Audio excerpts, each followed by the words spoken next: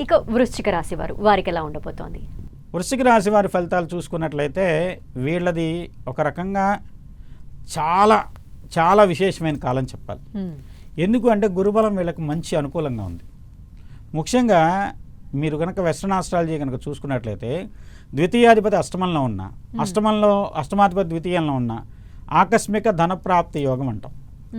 వీళ్ళు ఎప్పుడో ప్రణాళిక చేపట్టున్నారు కొన్ని పనులు, అవి సాగి సాగి సాగి సంవత్సరాలుగా సాగుతున్న పనులు ఉంటాయి. లేదు ఒక పని మొదలెట్టారు, అవ్వట్లేదని వదిలేశారు, ఇప్పుడు అదే ఏదో రూపంలో కలిసి వచ్చేటువంటి పరిస్థితి. ఆ విధంగా ఏంటంటే వృశ్చిక రాశి వారికి కాలం కలిసి వస్తుంది.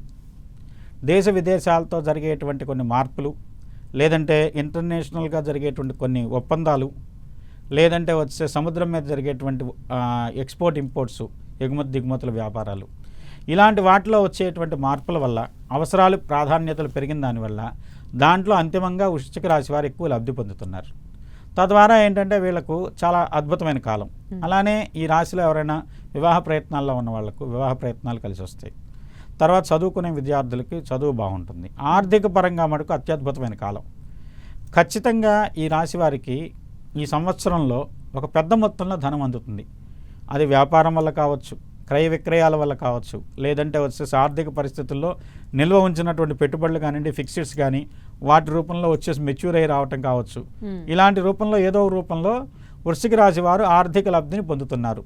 మంచి ఆర్థిక లబ్ధి, ఏదో 10,000 వచ్చినాయి, 1,00,000 వచ్చినాయి, 2 లక్షలు వచ్చినాయి కాకుండా వాళ్ళ జీవిత ప్రమాణానికి సరిపోయేటువంటి మంచి ఒక పెద్ద అమౌంట్ లాంటిదే వీళ్ళకి అందుతుంది ఈ సంవత్సరం.